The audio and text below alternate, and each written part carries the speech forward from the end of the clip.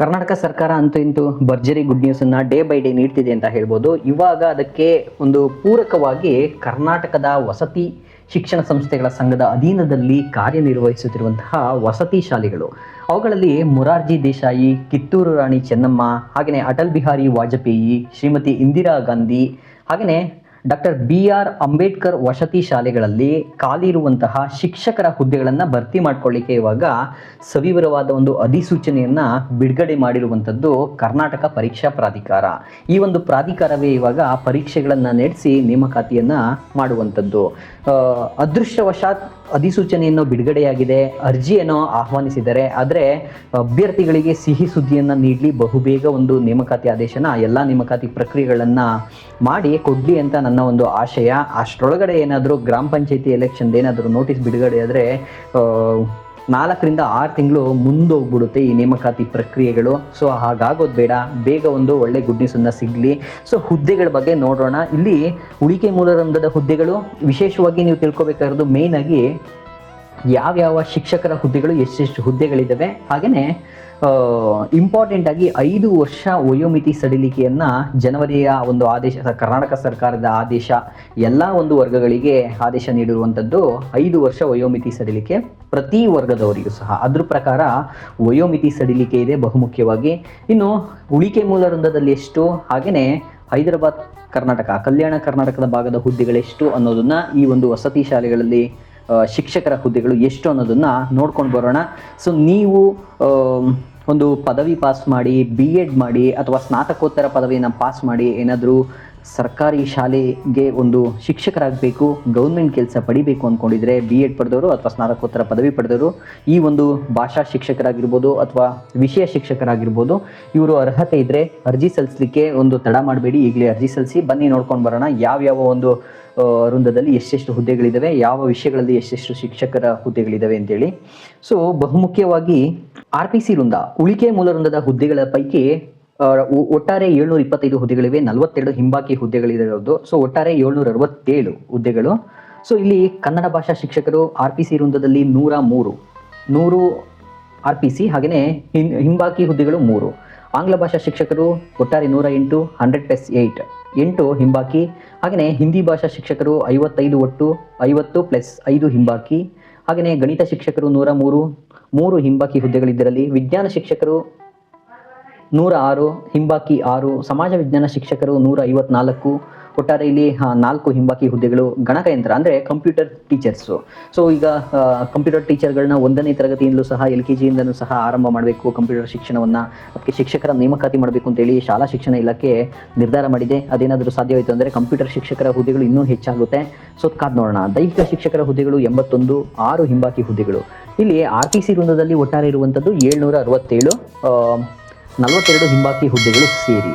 ಇನ್ನು ಕಲ್ಯಾಣ ಕರ್ನಾಟಕ ಭಾಗದ ಒಂದು ಅಭ್ಯರ್ಥಿಗಳಿಗೆ ಇರುವ ಒಟ್ಟಾರೆ ಹುದ್ದೆಗಳ ಸಂಖ್ಯೆ 320, ಅದರಲ್ಲಿ 277 + 43 ಹಿಂಬಾಕಿ ಹುದ್ದೆಗಳು.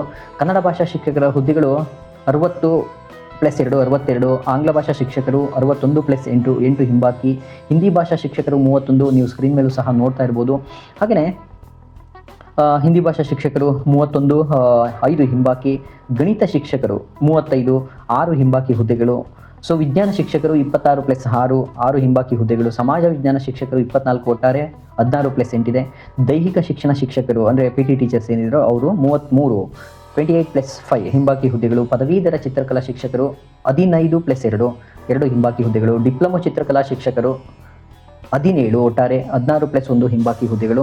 ಇಲ್ಲಿ ಭಾಷಾ ಶಿಕ್ಷಕರು ಹಾಗೆಯೇ ವಿಷಯ ಶಿಕ್ಷಕರಿಗೆ 54,175ರಿಂದ 99,400 ರೂಪಾಯಿ ವೇತನ ಶ್ರೇಣಿ ಇರುವಂಥದ್ದು.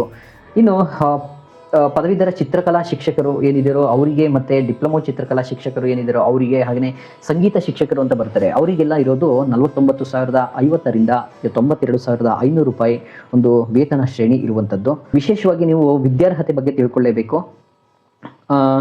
ನೀವು ಯಾವುದೇ ವಿಷಯಕ್ಕೆ ಸಂಬಂಧಿಸಿದಂತೆ ಅರ್ಜಿ ಸಲ್ಲಿಸಬೇಕಾದ್ರೆ ಆಯಾ ವಿಷಯದಲ್ಲಿ ನೀವು ಒಂದು ಭಾಷೆನ ಆಯಾ ವಿಷಯದಲ್ಲಿ ನೀವು ಐಚ್ಛಿಕ ವಿಷಯವನ್ನಾಗಿ ಓದಿ ಒಂದು ಸ್ನಾತಕ ಪದವಿಯನ್ನು ಪಡೆದಿರಬೇಕು. ಯಾವ ವಿಷಯಕ್ಕೆ ಅರ್ಜಿ ಸಲ್ಲಿಸ್ತಿರೋ ಆ ವಿಷಯದಲ್ಲಿ ಸ್ನಾತಕ ಪದವಿ ಅಂದರೆ ಡಿಗ್ರಿಯನ್ನು ಪಡೆದಿರಬೇಕು. ಅಥವಾ ಪ್ರೌಢಶಾಲಾ ಒಂದು ರಾಜ್ಯ ಪ್ರೌಢಶಿಕ್ಷಣ ಪರೀಕ್ಷಾ ಮಂಡಳಿ ಬೆಂಗಳೂರು ಇವರು ನಡೆಸುವಂತಹ 4 ಇಯರ್ಸ್ ಕನ್ನಡ ಒಂದು ಆ ವಿಷಯದ ಕೋರ್ಸ್ನಲ್ಲಿ ಉತ್ತೀರ್ಣರಾಗಿರಬೇಕು. ಅಂದರೆ 4 ವರ್ಷದ ಒಂದು ಆ ವಿಷಯದ ಒಂದು ಕೋರ್ಸ್ನಲ್ಲಿ ಉತ್ತೀರ್ಣರಾಗಿರಬೇಕು.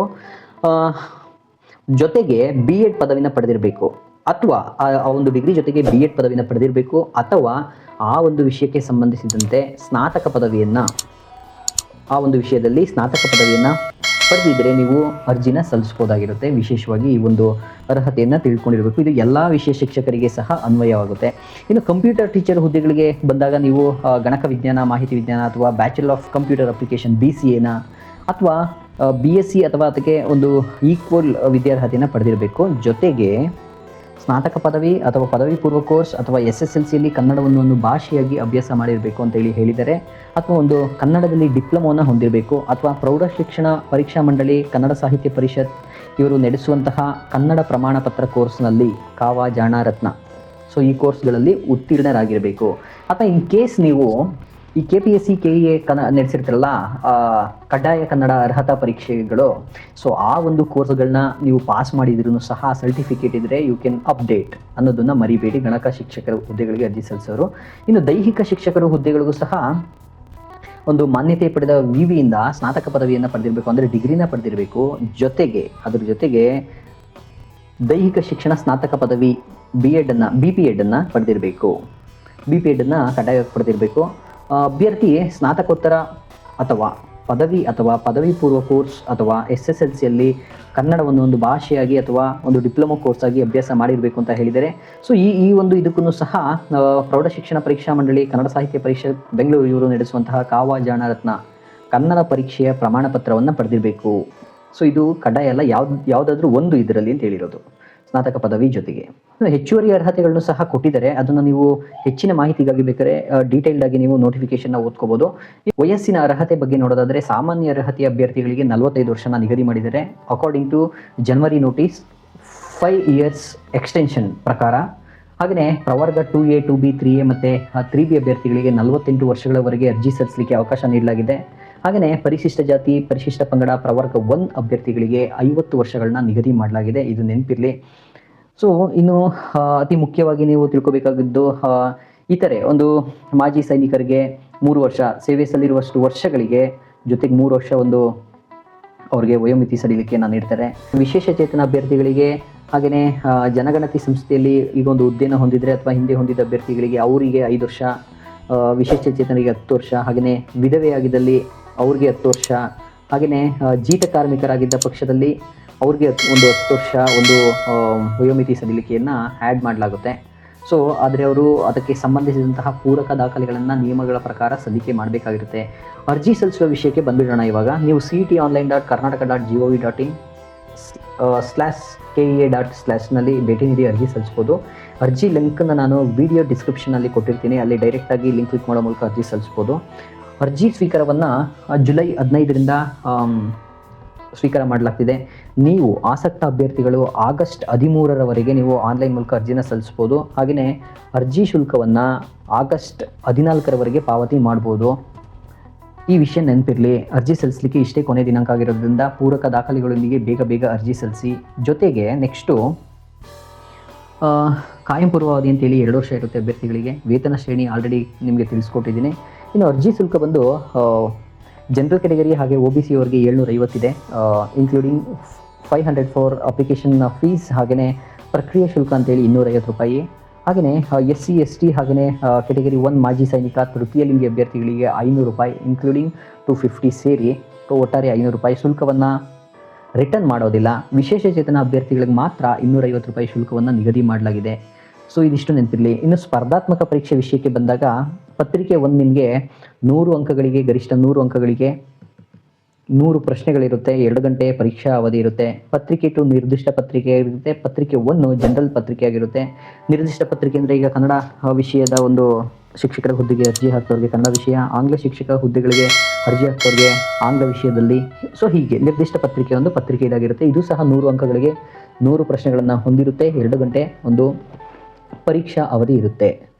ಸೊ ಇಲ್ಲಿ ಸ್ಪರ್ಧಾತ್ಮಕ ಪರೀಕ್ಷೆಯಲ್ಲಿ ಅಭ್ಯರ್ಥಿಗಳು ಅರ್ಹತೆ ಪಡೀಲಿಕ್ಕೆ ಅಂದರೆ ಏನು ಎಕ್ಸಾಮ್ ಇದೆಯೋ CET ಅದರಲ್ಲಿ 35% ಅಂಕಗಳನ್ನು ಕಡ್ಡಾಯವಾಗಿ ಗಳಿಸಬೇಕಾಗಿರುತ್ತೆ. ಇನ್ನು ಋಣಾತ್ಮಕ ಮೌಲ್ಯಮಾಪನ ಇರುತ್ತೆ. ಪ್ರತಿ ಒಂದು ತಪ್ಪು ಉತ್ತರಕ್ಕೆ 0.25 ಅಂದರೆ 4ನೇ ಒಂದು ಭಾಗದಷ್ಟು ಅಂಕಗಳನ್ನು ಕಡಿಯಲಾಗುತ್ತೆ. ಇದಿಷ್ಟು ನಿಮಗೆ ನೆನಪಿರಲಿ. ಅರ್ಹ ಮತ್ತು ಆಸಕ್ತರು ಕೊನೆವರೆಗೂ ಕಾಯ್ದನೆ ಬೇಗ ಬೇಗ ಅರ್ಜಿ ಸಲ್ಲಿಸಿ. ಇನ್ನು ಗ್ರಾಮೀಣ ಅಭ್ಯರ್ಥಿ, ಕನ್ನಡ ಮಾಧ್ಯಮ ಅಭ್ಯರ್ಥಿ, ಯೋಜನೆಗಳಿಂದ ನಿರಾಶ್ರಿತರಾದ ಅಭ್ಯರ್ಥಿ, ವಿಶೇಷಚೇತನ ಅಭ್ಯರ್ಥಿ, ತೃತೀಯ ಲಿಂಗಿ ಅಭ್ಯರ್ಥಿಗಳಿಗೆ ಒಂದು ಮೀಸಲಾತಿಯೂ ಸಹ ಇರುತ್ತೆ. ಆ ಕೋಟಾದಲ್ಲೂ ಸಹ ನೀವು ಅಪ್ಲಿಕೇಶನ್ನ ಸಲ್ಲಿಸ್ಬೋದು. ಸೊ ಇನ್ನು ಪ್ರಮುಖವಾದ ಸೂಚನೆಗಳನ್ನೆಲ್ಲ ಓದ್ಕೋಬೇಕು ಅಂದರೆ ನೀವು ಡೀಟೇಲ್ಡ್ ನೋಟಿಫಿಕೇಶನ್ ಲಿಂಕನ್ನು ನೀಡಿರ್ತೀನಿ, ಅದರಲ್ಲಿ ಓದ್ಕೊಳ್ಳಿ ಅಂತ ಹೇಳ್ತಾ, ಆಸಕ್ತರು ಬೇಗ ಬೇಗ ಅರ್ಜಿ ಸಲ್ಲಿಸಿ ಅಂತ ಹೇಳ್ತಾ ಈ ಒಂದು ವಿಡಿಯೋನ ಇಲ್ಲಿಗೆ ಮುಗಿಸ್ತಾ ಇದ್ದೀನಿ. ಮತ್ತೊಂದು ವಿಡಿಯೋದಲ್ಲಿ ಮತ್ತೊಂದು ಉದ್ಯೋಗ ಹಾಗೆ ಶಿಕ್ಷಣ ಮಾಹಿತಿಯೊಂದಿಗೆ ಭೇಟಿಯಾಗೋಣ. ಧನ್ಯವಾದಗಳು. ಬಾಯ್ ಬಾಯ್. ನಮ್ಮ ಗುರುಕುಲ ಯೂಟ್ಯೂಬ್ ಚಾನಲ್ನ ಇನ್ನೂ ಸಬ್ಸ್ಕ್ರೈಬ್ ಮಾಡಿಲ್ಲ ಅಂದರೆ ಈಗಲೇ ಸಬ್ಸ್ಕ್ರೈಬ್ ಮಾಡಿ. ಬಾಯ್.